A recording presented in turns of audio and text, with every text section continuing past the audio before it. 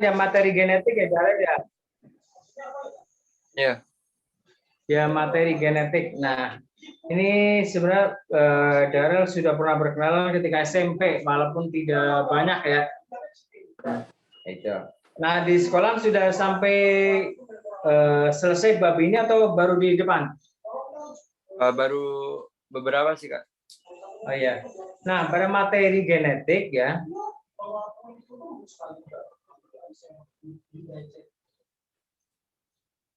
Materi genetik.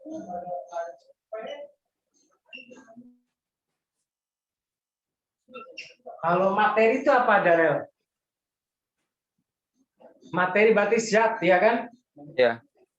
Oke, kalau genetik? Kayak keturunan gitu, Kak. Iya, itu terkait dengan pewarisan sifat keturunan. Berarti materi ini membahas tentang zat yang dimungkinkan mewariskan keturunan. Begitu kan ya? Iya. Ya, pengertian gampang itu begitu, materi genetik. Nah, pada materi genetik ini nanti kita ini sebenarnya membahas pertama adalah kromosom dan gen ya.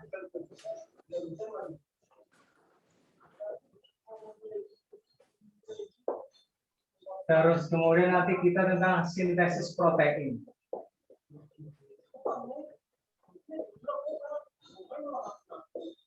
Ya. Kromosom dan gen serta sintesis protein. Nah, kromosom ini kita sering mendengar ya, Darel ya. Ya. Ya kan, kromosom kan? Nah. Kromosom. Kromosom ini berasal dari dua kata. Kroma dan soma. Kroma dan soma. Kroma ini artinya warna. Soma itu artinya badan. Berarti kromosom artinya ya badan warna. Ya, kenapa disebut badan warna? Nah, kromosom ini sebenarnya kalau dalam kegiatan sehari-hari tidak terlihat. Nah, dia terlihat ketika diberi warna dalam proses pembelahan. Ya. Jadi terlihat ketika diberi warna, ya, pada proses pembelahan. Nah, kalau di luar proses pembelahan, jadi nggak kelihatan, ya. Kenapa khususnya proses pembelahan? Karena pada saat ini kromosom itu menebal dan mengganda, ya. Menebal dan mengganda. Maka dia kelihatan. Oke. Nah. Kemudian letaknya kan, Darah. Letaknya, kita kan pernah belajar sel ya di kelas 11 ya. Darah masih ingat? Nah, kromosom kira-kira letaknya di mana? Di membran sel, di sitoplasma, di inti sel. Nah, si kromosom ini karena terkait dengan proses pewarisan sifat tadi, maka letaknya adalah di inti sel, di nukleus, ya kan? Iya. Di nukleus.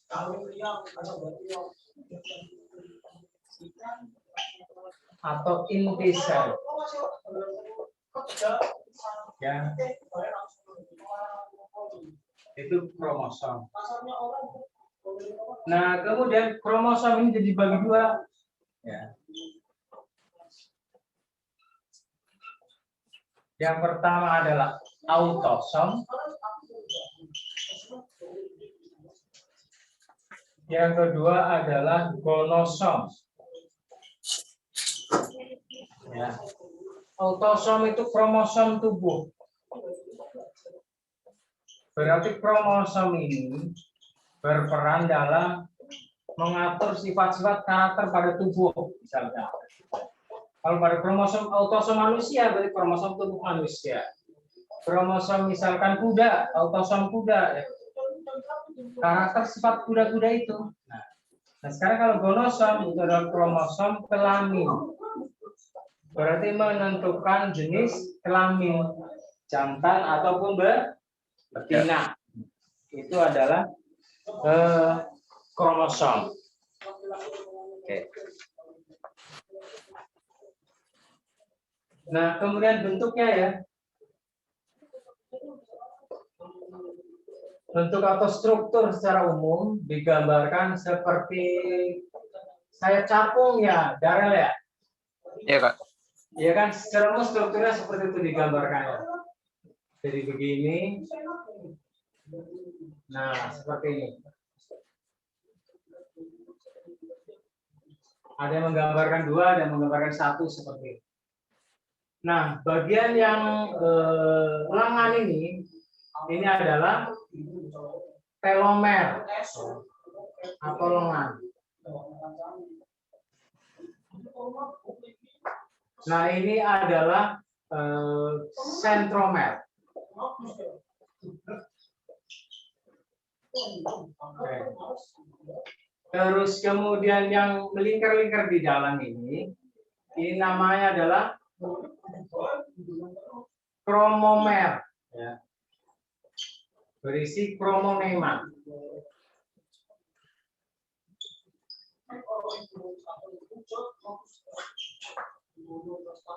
Nah, ini adalah matriksnya.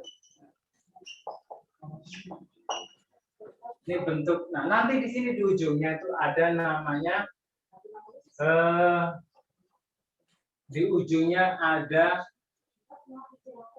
kinetokor di sini ya. Nah, kinetokor. Oke.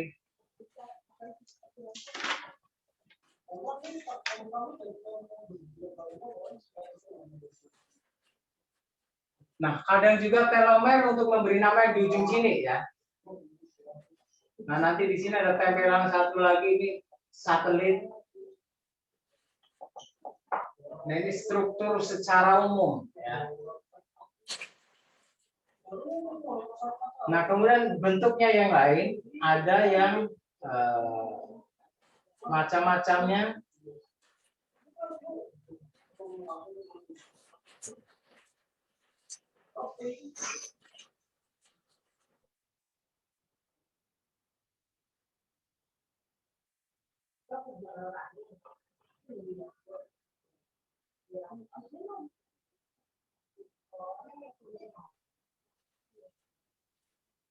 Nah, ada 4 macam ya. Kalau macamnya udah sampai sini kan ya, Darel ya?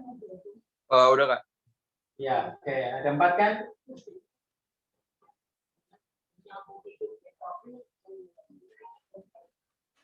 Nah, kalau yang sama bentuk seperti ini apa namanya, Darel? Lengannya sama-sama panjang. Disebut sebagai metasentrik.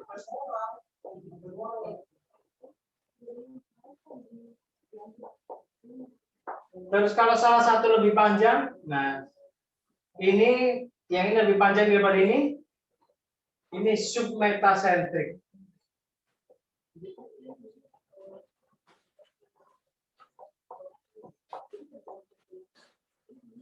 Nah, yang ini lebih pendek lagi namanya akrosentrik.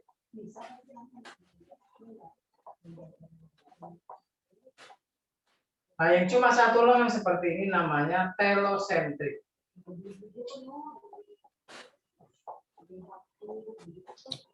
Nah, begitu. Itu kromosom secara umum, gitu ya.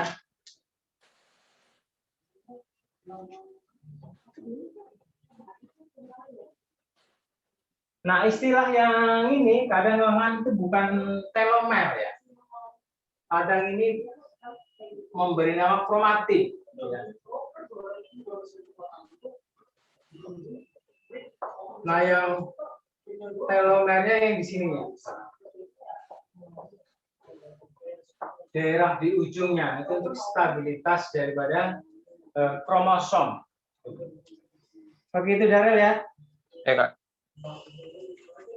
Jadi kepalanya adalah nanti sentromer atau kinetofor, lengannya kromatik, ujungnya adalah telomer, satelit adalah yang menempel tambahannya.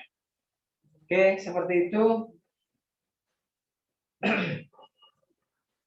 Kalau mau di-screen silakan. Darren. Ya, Kak. Saya screen dulu ya, Kak. Ya.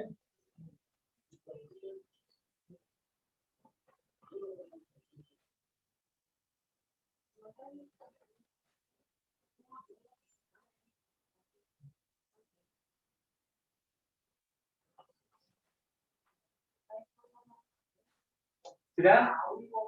Udah, Kak.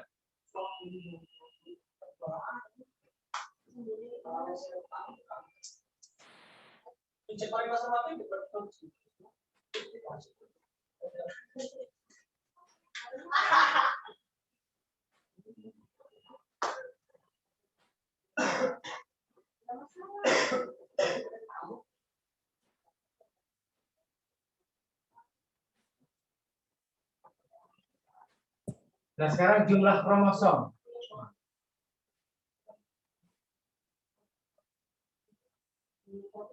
Jumlah kromosom ada organisme berbeda-beda dan tidak menunjukkan tingkatan organisme. Misalkan semakin banyak jumlah kromosomnya berarti organisme itu semakin sempurna. Misalkan kita manusia, jumlah kromosomnya berapa, Darel? Kromosom Puluhan, kita? Kak. Puluhan. Puluhan. Iya, sekitar 46 ya.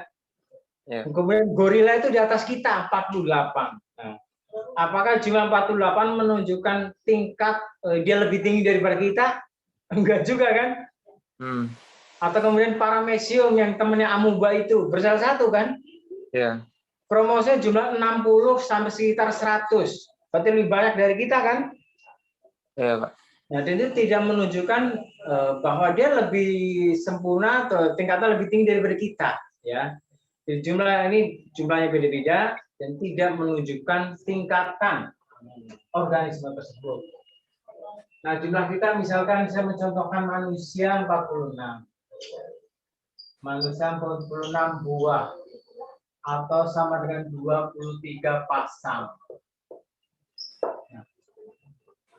Atau biasa disebut sebagai ini nanti ploidi, ya ada istilahnya ploidi, set atau perangkat,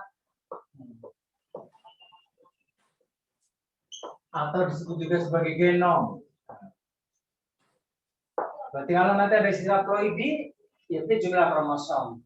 Set jumlah kromosom juga. Perangkat ya kromosom juga. Seperangkat kromosom berarti sejumlah kromosom yang dimiliki organisme tersebut. Genom juga sama. Ya. Ini jumlah kromosomnya. Nah, berikutnya tadi ya ada macamnya atau jenisnya ya.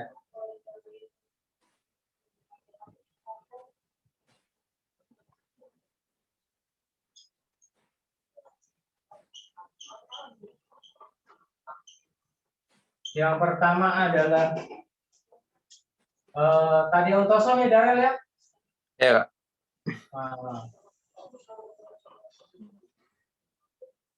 Autosom ini saya mencontohkan manusia lagi. Kemudian yang kedua adalah kromosom. Nah, manusia itu 23 pasang atau 46 buah. Nah, formulanya ditulis menjadi 22AA plus XX ya, atau 22AA plus XY. Nah, A di sini nih artinya adalah autosom. Ya, berarti kromosom tubuh ini. Kemudian ini yang XX dan XY adalah gonosomnya atau kromosom kelamin. Oke. Nah, yang XX ini menggambarkan perempuan atau wanita. Perempuan. Kemudian XY ini pria. Nah, pemilihan huruf X atau Y ini tidak asal pilih. Karena setelah diteliti ya memang bentuknya mirip huruf X, mirip huruf Y. Perempuan XX, laki-laki XY. Oke. Dan misalkan ya tidak boleh lebih, misalnya aktif triple X atau sini Y, tidak boleh, berarti itu kelainan. Atau X doang, sini kosong, kelainan lagi. Di sini sama misalnya XXY, XYY, kelainan lagi. Jumlahnya harus sama, ya. Ya. 23 pasang atau 46 buah. Ini formulasinya. Atau cara menuliskannya nanti ada yang seperti ini. Ada model ini, ada model 44 A plus XX atau 44A plus XY. Nah, ini model penulisannya. Kalau di sini pakai 2A, di sini cukup 1. Di sini 2A, di sini cukup 1. Di belakang harus 2. Nah, ini kan 44 tambah 2, 46. 44 tambah 2, 46. Ini juga sama 464. Ini perempuan. Sini pria. Oke. Nah, ini kalau di tubuh kita. Kemudian kalau di sel kelamin, misalkan di sperma. Laki-laki kan yang X ya Darel ya? Iya, Pak. Ya kan? Nah, maka laki-laki itu punya 2 jenis sperma, itu 22A plus X atau 22A plus Y. Jadi kita itu punya 2 sperma, sperma X, sperma Y.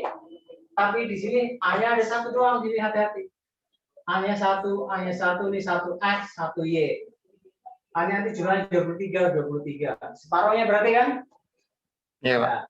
Ini berarti N atau haploid. Nah, kalau di sini ini 2N, ya, diploid. Nah, ini haploidnya, separuhnya doang. Terus kalau ovum, nah ovum kan yang pada perempuan kan ini kan, ya, Iya. dia menjadi 22A plus X doang. Karena dia ya ovum berarti cuma 1 dia, ovum X. Nanti kalau ini ketemu ini jadi XX jadi perempuan. Ini ketemu ini XY jadi laki-laki. Nggak mungkin kosong, ya kan? Kalau X nol berarti kelainan. Nah, ini berdasarkan jenisnya dan formula cara penulisannya. Kayak gitu Darel ya? Iya. Kayak itu yang 22A sama 22AA bedanya apa, Kak? Sekarang 22A dengan 22AA. Oke. Iya. Di sini A-nya 2 kan? Berarti dia ada 2. 22-nya ada 2. Berarti berapa? 44 ya. Ya kan? Iya. Nah, saya tulis sini. 22AA. 22A. Nah, di sini A-nya double. Berarti dia ada 2. Berarti sama dengan 44. Di sini A-nya cuma 1. Berarti separuhnya doang. Di belakang udah beda lagi kan? Di sini XX pakai AA, XY pakai AA. Nah, di sini X doang atau Y doang kan di sini kan? Iya, Kak. Karena dia di sel jumlahnya separuhnya. Ya kan benar? Ini jumlahnya berapa Darel di sini? 22. 22 ditambah ini 1. Iya. 23. Nah, ini 22 ditambah 1. 23. Ini 22 ditambah 1, 23 lagi. Separuhnya. Di sini berapa? 44 ditambah 2. 44 ditambah 2, 46. Juga sama nih, 44. Nah, ini pakai A-nya 1 di sini. Kan di sini udah 44. Tambah 2, 46. 44 tambah 2, 46. Jadi, soalnya kadang-kadang keluar juga ya. Jadi nanti hati-hati ini Darel ya. Iya. 22AA atau 44A atau 22A. Karena ditanyakan formula kromosom pada sel telur. Berarti yang mana Darel? Pada ovum berarti yang 22A plus X. Kalau pada perempuan? Yang ovum kan? Perempuan berarti 22AA plus XX. ya kan ini kan? Iya. 44A plus XX. Nah, kayak gitu. Oke, silakan di screen dulu. Jadi itu bedanya cuma penamaannya doang, Kak? Bedanya ya nama dan jumlah udah pasti berbeda kan? Iya. Jumlahnya berbeda dan nanti menentukan dia apakah organisme atau individu, apakah dia sel sperma atau ovum. Oke, gitu ya. Iya.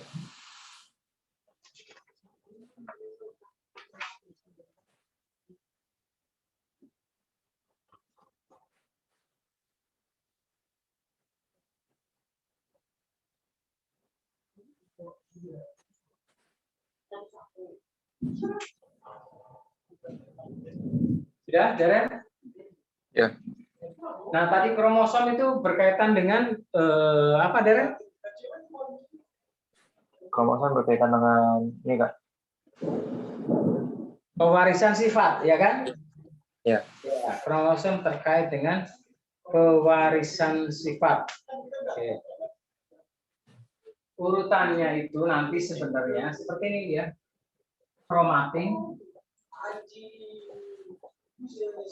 Nah, kalau bentuk kromatin ini tidak kelihatan benang-benang halus. Kromatin menjadi kromosom ketika proses pembelahan. Nah, nanti dia menjadi kromatid. Ya. Kromatid. Jadi kromatin tidak kelihatan. Jadi kromosom ketika proses pembelahan jadi kromatid. Nah, ini yang menebal dan mengganda.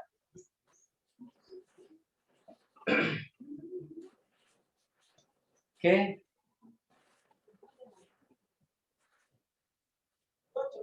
Nah, kemudian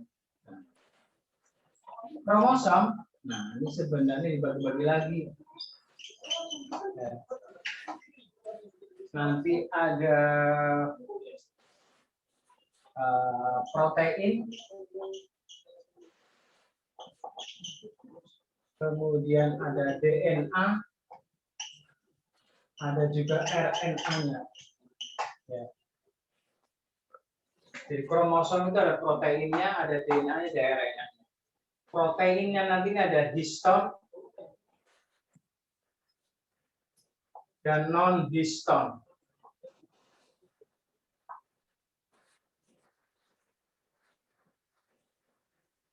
Kemudian DNA dan RNA.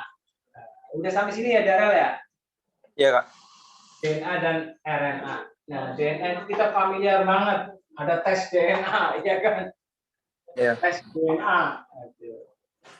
Nah, familiarnya karena untuk ini doang menentukan siapa bapaknya kan? Karena pada nggak bertanggung jawab, tes DNA. Iya. Padahal tes DNA ini fungsinya banyak banget. Ya. Bukan cuma buat yang tidak bertanggung jawab, ya kan? Jadi nanti kita mengenal istilah fingerprint DNA, ya, fingerprint DNA, sidik jari DNA. Jadi setiap orang punya DNA yang berbeda-beda. Tidak bisa macam-macam lagi nanti, Darel, ya kan? Ya. Dari rambutnya udah ketahuan, ya kan? Dari air liurnya bisa, rambutnya bisa, darahnya apa di DNA, fingerprint DNA. Oke. Nah, pembahasan kita ya nanti di DNA dan RNA.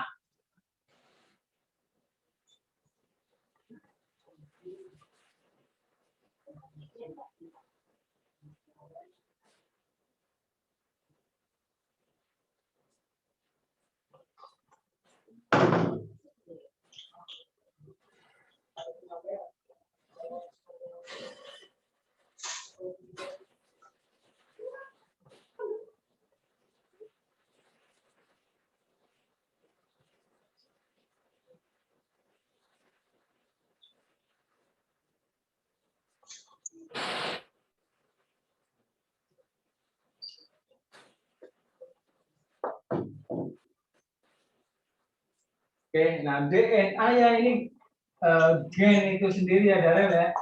Ya. Iya, Kak. Kita membahas DNA berarti kita membahas tentang gen. Begitu. Nah, pertama adalah DNA, itu singkatan dari deoksiribosa nucleic acid, atau dalam baliknya menjadi apa, Darel? Asam asam nukleat deoksiribosa ya. Asam deoksiribosa nukleat ya.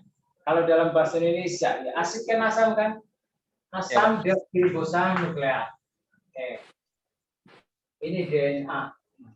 Penemuan DNA inilah yang sebenarnya membuka kita tentang sebagian daripada rahasia penciptaan makhluk hidup, ya kan?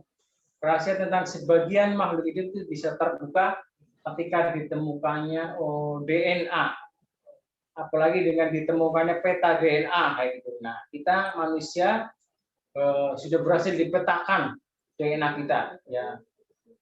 Kromosom di nomor 1 sampai nomor 46 berhasil dipetakan, termasuk gen atau DNA di dalamnya. Oke, ini kemajuan ilmu pengetahuan dan teknologi. Nah, semakin kita tahu, semakin kita memahami ya, betapa maha besarnya Allah, ya, maha pencipta Tuhan itu dilihat dari sini ya. DNA. Nah, sekarang DNA ini bentuknya dulu ya. Bentuk itu rantai. Ya. Rantai ganda. Berarti dua rantai. Bentuk rantai ganda berpiling. Atau double helix. Nah, model double helix ini berhasil ditemukan oleh Watson and Crick, sehingga mereka memperoleh hadiah Nobel tahun 74. Kemudian letak DNA itu adalah pertama di nukleus, sudah pasti, atau di inti sel. Yang kedua dia adalah di kloroplas, itu ada. Ya, pada tubuh itu ada di kloroplas. Ketiga adalah di mitokondria. Ya. Kalau kita kemarin sudah belajar kan mitokondria respirasi sel. Ternyata dia punya DNA.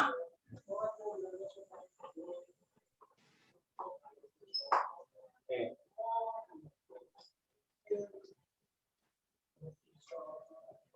Fungsinya, ya.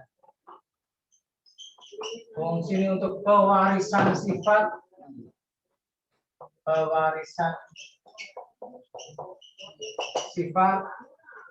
kemudian mengatur metabolisme,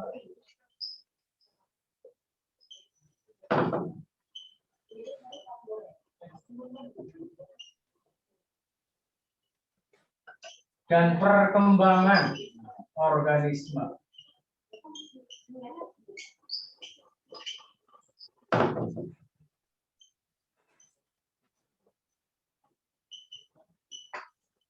Oke. Nah, kemudian DNA ini terdiri dari ya, rantai polinukleotida. Ya. Polinukleotida.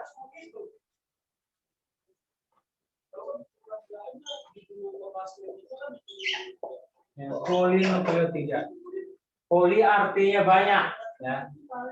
Banyak nukleotida. Nah, nukleotida ini isinya adalah ya, nukleotida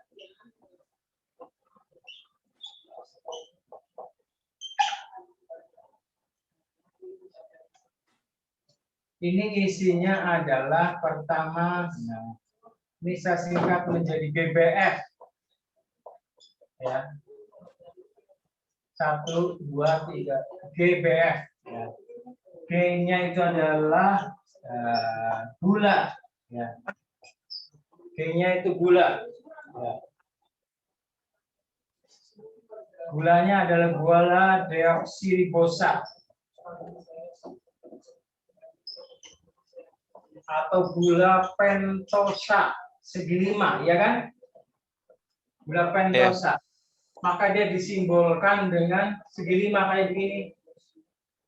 Nah, kalau nemu gambar segi 5 seperti ini, berarti dia gula pentosa, gula deoksiribosa. Deoks berarti kehilangan satu atom oksigen. C di nomor 5. Kemudian B-nya adalah basa nitrogen.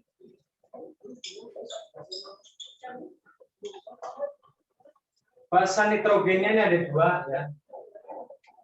Yang pertama purin, kedua adalah pirimidin.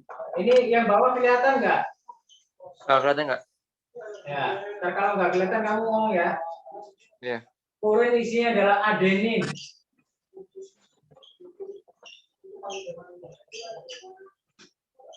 Dan guanin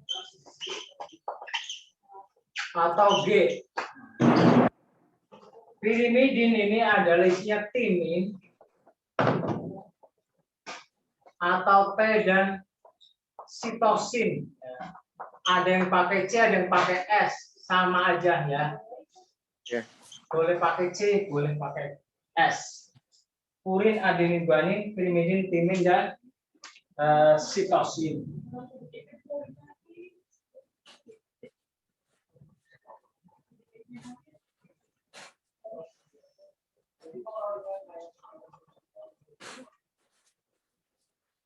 Nah, kemudian ada F-nya ya. Nomor 3-nya adalah fosfat. Fosfat itu biasanya digambarkan dengan bulatan seperti ini, ya. Segi 5. Nah, kalau ini nanti ada yang segitiga, ada yang cekung, ya, ada yang tumpul kayak gitu. Maka disebut sebagai nukleotida. Kemudian juga ada istilah nukleosida. Hati-hati ya. Nukleosida. Kalau nukleotida GBF, maka nukleosida itu cuma GB, ya. Gula, deoksiribosa,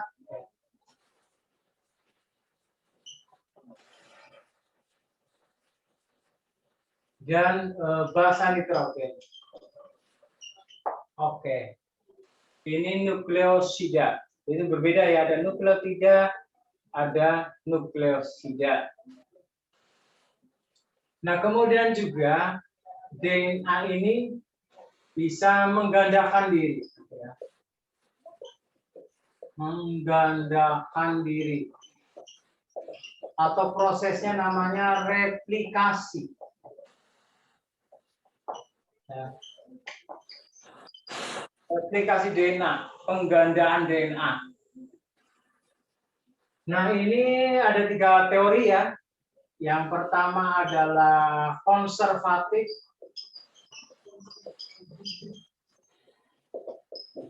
Jadi pada teori konservatif ini mengatakan bahwa DNA yang baru itu terbentuk begitu saja tanpa ada hubungannya dengan DNA lama. Ya.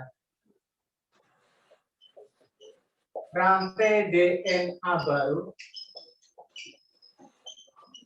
terbentuk. Ya.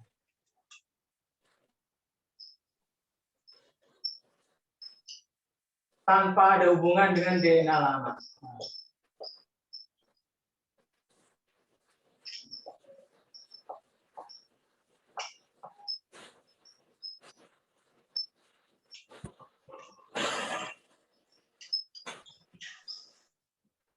Jadi benar-benar baru dan tidak ada hubungannya. Misalkan peran serta rantai yang lama ya nggak ada, tidak ada peran sertanya.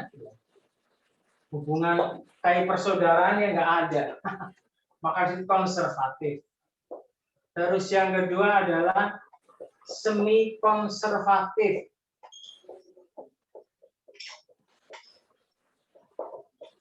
Nah, pada semi konservatif ini rantai DNA ya. Rantai DNA baru ya. Ini terbentuk setelah ya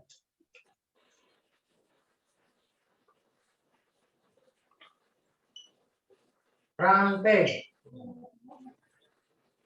DNA lama membelah menjadi terpisah ya. Terpisah dan masing-masing membentuk rantai baru.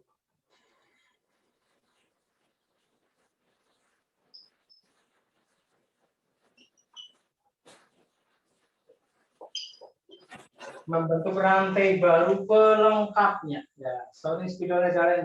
Karena di sini saya ngisi spidol ya.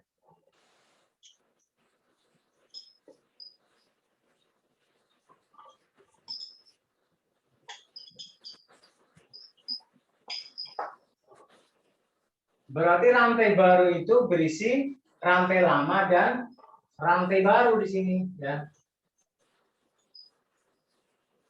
Campuran berarti sini.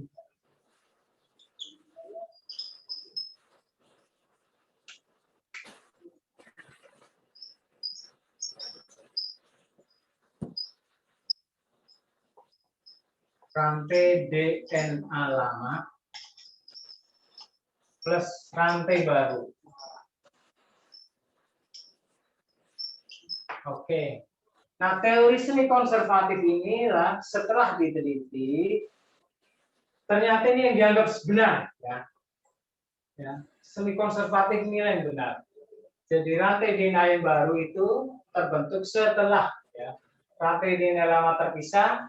Ya, misalkan bentuknya seperti ini awalnya ya, bentuknya seperti ini, kemudian memisah. Nah, di tengah dia bikin rantai baru.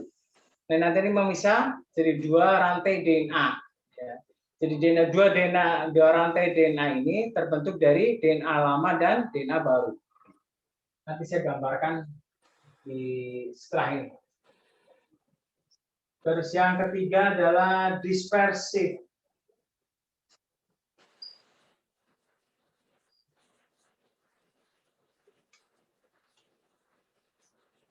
Dispersif ini rantai DNA baru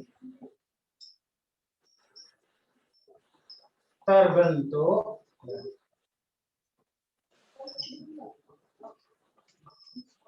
dari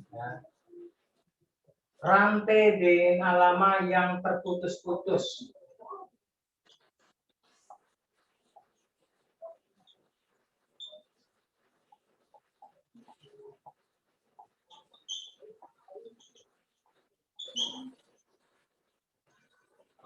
Jadi DNA baru lama itu terputus-putus dulu, ya terpotong-potong dulu. Nah, kemudian di sela-sela potongan itu terbentuk rantai DNA yang baru, kayak gitu.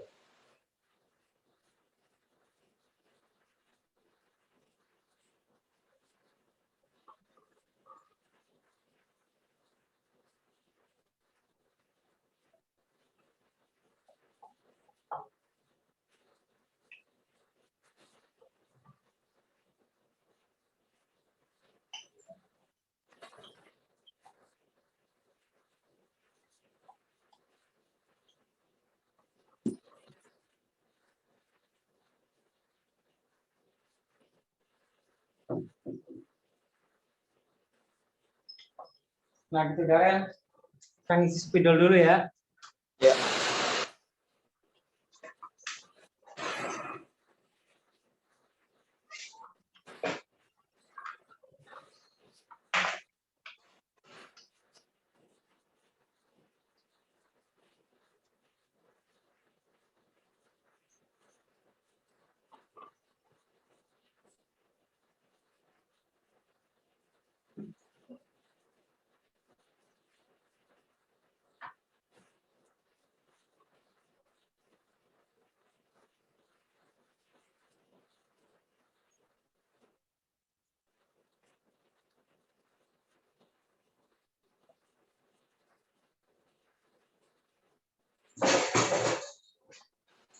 Kalau yang kurang jelas langsung ditanya ya, Dara ya. Ya Kak. Kak, Ya, kalau dispersif itu kayak semi konservatif tapi dia terbentuk rantai baru lagi. terputus-putus dulu. Terputus-putus dulu ya. Misalkan seperti ini. Ini kan lama ya, Ya. memisah. Nah, ini nanti putus-putus dulu. Ini udah terputus-putus kan? Ya. Kemudian di sela ini nanti tumbuh rantai baru nih nempel. Nah, kayak begitu. Jadi nanti makin panjang kayak gitu rantainya. Memisah, kemudian terputus-putus, kemudian tumbuh rantai baru, akhirnya ditambah panjang kayak gitu. Jadi kalau konservatif kan nggak ada hubungan sama sekali dengan rantai yang baru, ya. Oh, iya. Kalau apa dispersif masih ada hubungannya, ya. Karena pita DNA yang lama itu masih berkaitan dengan pita DNA yang baru.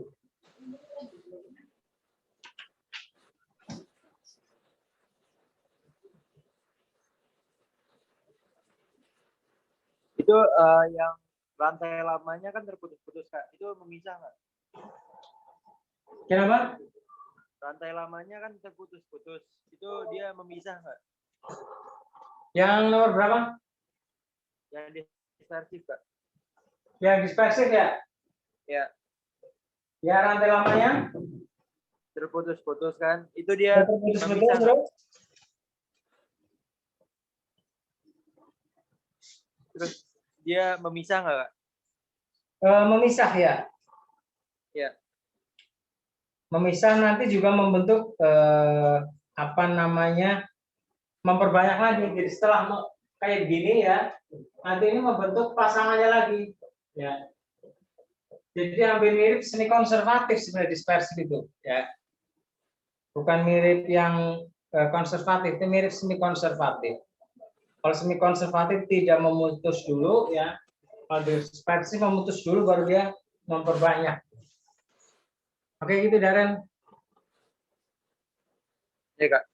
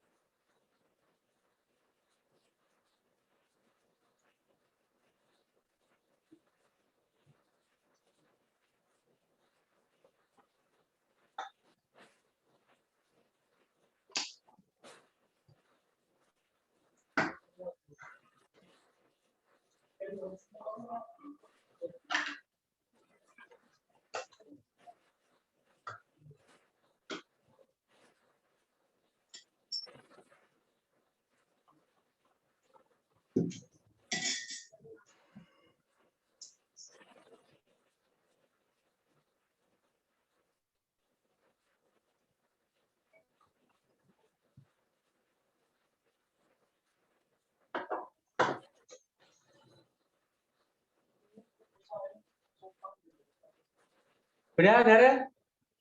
Udah, Pak. Lanjutkan ya.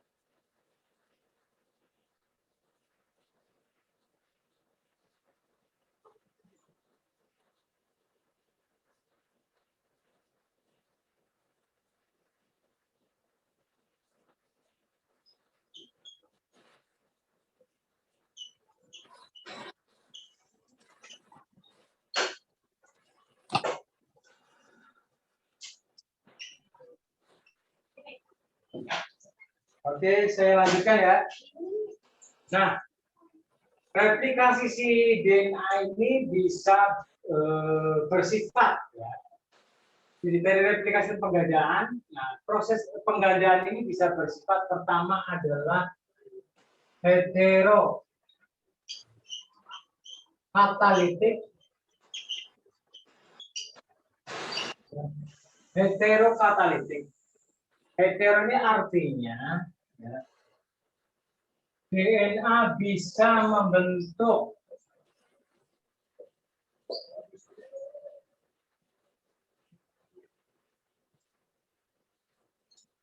RNA. Ya.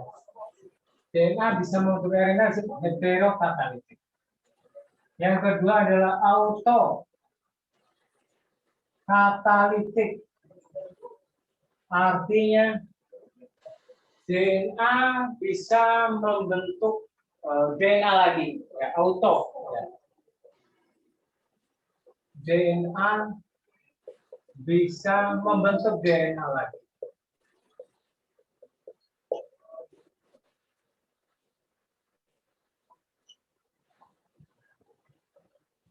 DNA ketemu DNA berarti auto. Ini sifatnya. Kemudian juga replikasi ini melibatkan enzim. Enzim itu ada. Enzim itu apa sih? Darren, sudah belajar enzim kan? Ya. Enzim itu apa? Zat yang buat ngolah, misalnya kayak ngolah makanan gitu, Pak. Ya betul. Jadi enzim nanti ada di makanan, ada di metabolisme, ada juga di ini di proses replikasi ini. Ya, fungsinya selama ini ya mempercepat reaksi sebenarnya, ya kan? Iya. Enzim itu senyawa kimia. Enzim yang berperan.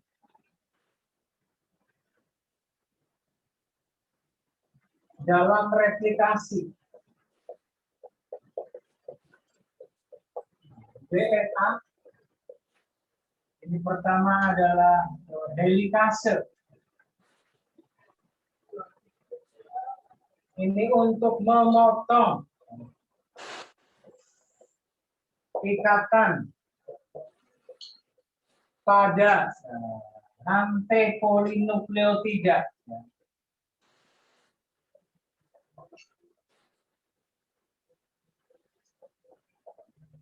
Menjadi mononukleotida.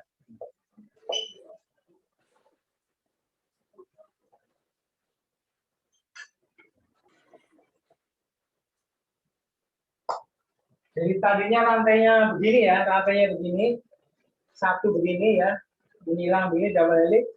Kemudian di tengah itu sudah ikatannya bisa terputus dengan bantuan enzim helikase ini menjadi begini. Ya, dengan bantuan enzim helikase. Yang kedua, polimerase.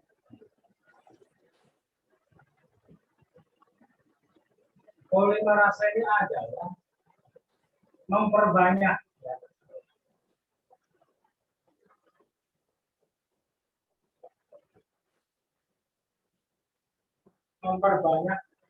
atau mengikatkan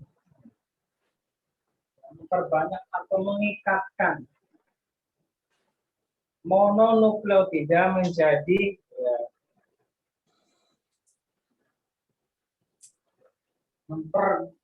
mengikatkan lebih tepatnya.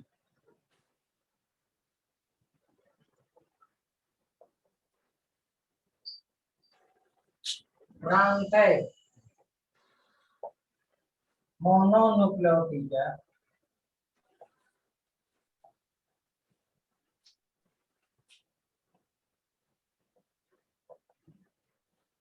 menjadi rantai polinukleotida atau DNA.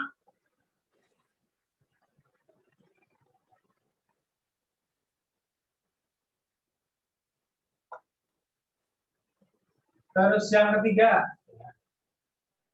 adalah ligase. Dan ligase ini berfungsi untuk menyambung rantai DNA atau gen. Kayak gitu. Oke ya. Jadi helikase, polimerase, dan ligase. Ini enzim-enzim yang berperan. Kemudian juga pada DNA tadi kan saya sudah menjelaskan basa nitrogennya. Yang pertama purin, kedua pirimidin. Purin, adenin, guanin, pirimidin, timin, dan sitoksin. Ikatannya seperti ini. Ikatan pada basa nitrogen. Disingkat menjadi basa N. Nanti adenin ya, ini berikatan dengan timin atau T. Terus guanin atau G berikatan dengan sitosin atau C. Atau nanti disingkat menjadi A, T, G, dan C. Nah, A dengan T, G dengan C, ikatannya, lawannya. Nah, di tengahnya ini ada ya A dengan T itu 2, G dengan C itu 3. Nah, 2 dan 3 ini adalah ikatan hidrogen. Ya. Ikatan hidrogen.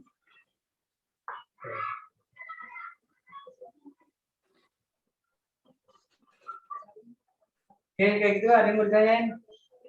Silakan.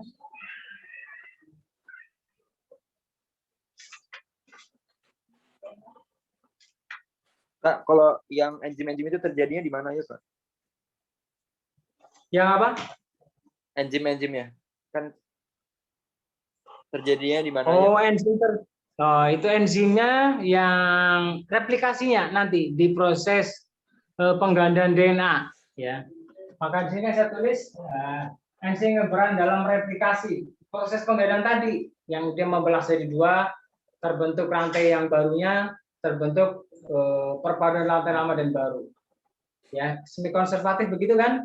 Nah, proses itu dibantu dengan 3 enzim ini. Helikase, polimerase, dan ligase. Oke, ada lagi? Berarti itu enzim-enzimnya terjadi di semi konservatif doang, Kak? Apa sama dispersif? Karena yang dianggap benar semi konservatif ya, jadi semi konservatif. Yang teori 1 dan ketiga itu dianggap salah ya. Tapi harus tetap kita pelajari kan sebagai teori itu gitu ya. Nah, terjadinya tempatnya nanti ya dia di inti sel. Ya kan di nukleus kan? Ya. Ya, oke kayak gitu.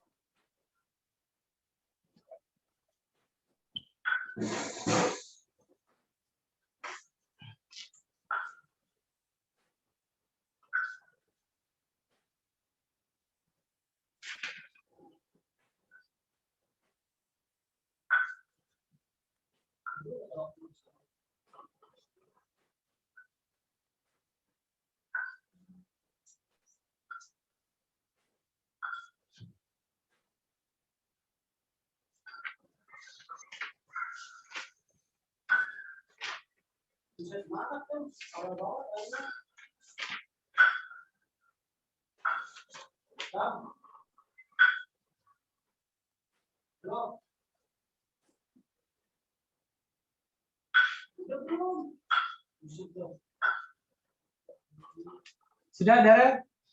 Sudah, Kak. Oke, tadi kita sudah belajar DNA.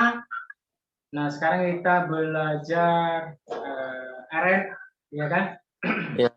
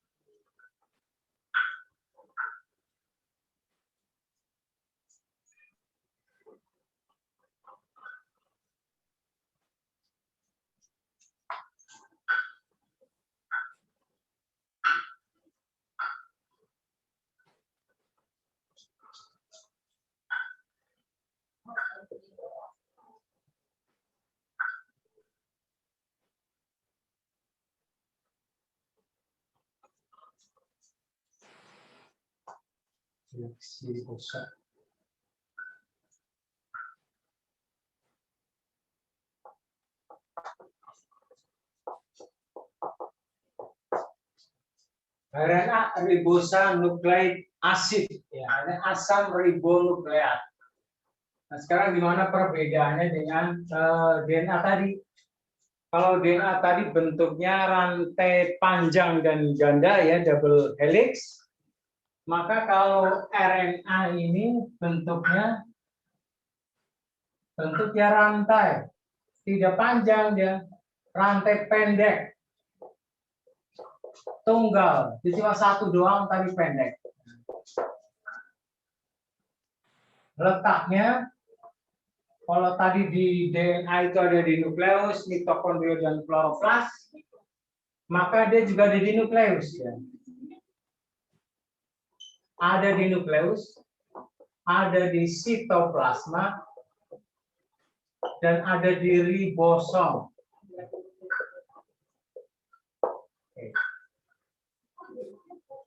Fungsinya adalah ini sebagai pelaksana sintesis protein. Ya, berbeda dengan DNA. DNA itu mengatur metabolisme, mengatur pertumbuhan perkembangan, terus perancang sintesis protein. Terus kemudian strukturnya, nah strukturnya sama kayak DNA juga, ya. Gula, basa nitrogen dan fosfat, cuma isinya berbeda, ya. Gulanya adalah gula ribosa, ya. Gula ribosa. Kedua, basa nitrogennya ini sama-sama purin tadi, ya. Ya. Purin tadi isinya apa, Darel? Purin itu adenin guanin. Dan guanin, ya kan? Nah, Ya. di sini sama dia adenin dan guanin. Cuma nanti dia berbeda di pirimidin. Di pirimidin itu dia tidak ada timin, tapi adanya urasil dan sitosin, ya, UC di sini. Jadi kalau ada U pasti dia RNA, kalau ada T timin pasti DNA. Nah, itu bedanya. Yang ketiga juga fosfat. Oke. Nah, kemudian ikatannya, ikatan ini ya, A itu dengan U, G itu dengan C. Nah, ini ikatannya. Ya. A dengan U, B dengan C. Kemudian kalau DNA itu cuma satu macam tadi ya, Ya. DNA itu aja kayak gitu. Maka kalau RNA ini ada 3 macam, ya. Macam RNA ini ada 3. Yang pertama adalah RNA duta atau messenger. Ini disingkat menjadi RNAM atau RNAD, sama ya. Nah, kemudian ini juga ada yang memberi nama lain sebagai kodon. Ya, RNAM atau RNA duta itu kodon. Fungsinya sebagai pembawa kode genetik, ya, untuk membawa kode genetik, maka disebut sebagai kodon dari DNA di nukleus. Jadi sebenarnya ini si duta ini pesuruhnya si DNA. Karena si DNA ini tidak boleh keluar nukleus, maka dia bikin RNA duta untuk keluar dari nukleus ke sitoplasma dengan membawa kode genetik. Yang kedua, RNA transfer atau disebut RNA-T atau disebut juga antikodon. Nah, kodon RNA-M, antikodon RNA transfer. Fungsinya adalah membawa asam amino, ya, untuk membawa asam amino sesuai dengan kode genetik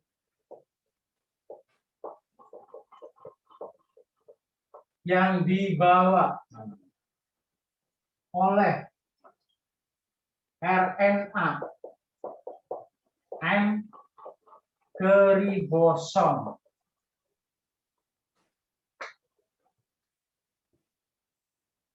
Yang ketiga, RNA R atau RNA ribosom. Ini NAR. Fungsinya adalah untuk merakit asam amino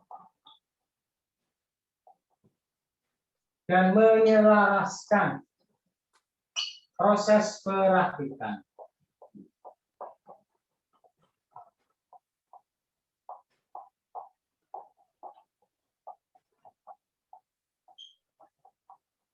Oke, itu macam-macam RNA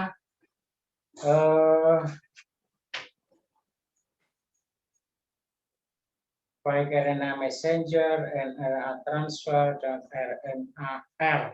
Oke, ada yang mau ditanya? Belum nggak? Oke, silakan di screen dulu.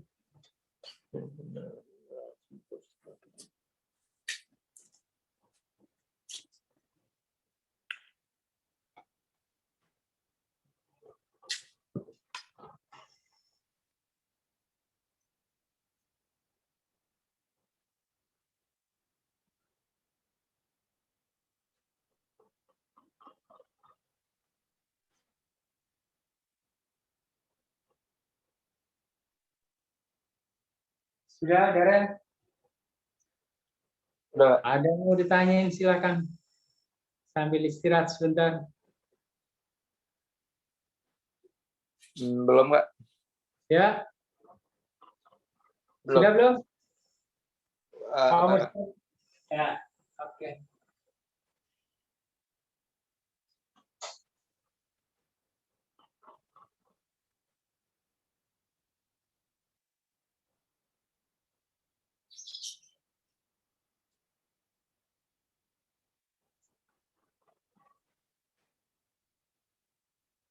Darel, Ya Kak. boleh minta nomor WA-nya Kak? Coba saya WA aja ya Kak. Kalau nggak salah saya udah kasih sama Kak yang tadi. Oh, sama Karima udah dikasih. Sama Kak siapa tadi namanya Kak? Yang cewek ya, Karima. Ya, Kak Ya, oke. Rima apa Rina? Rima. Ya? Rima. Rimanos ya.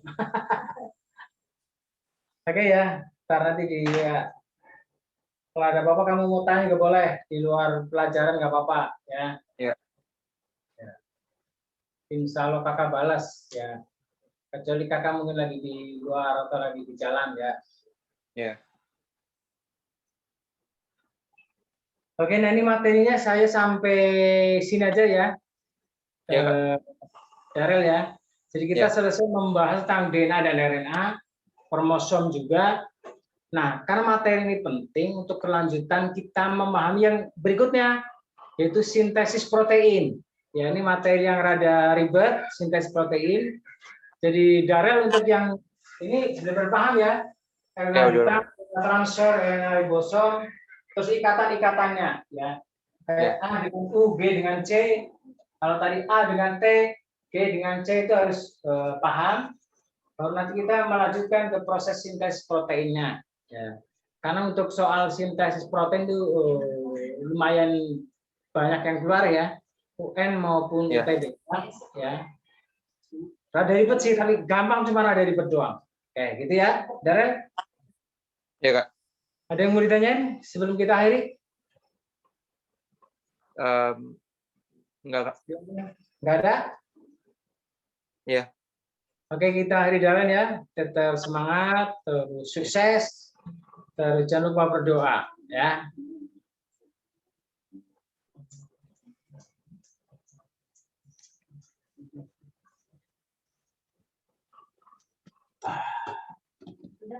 Sudah.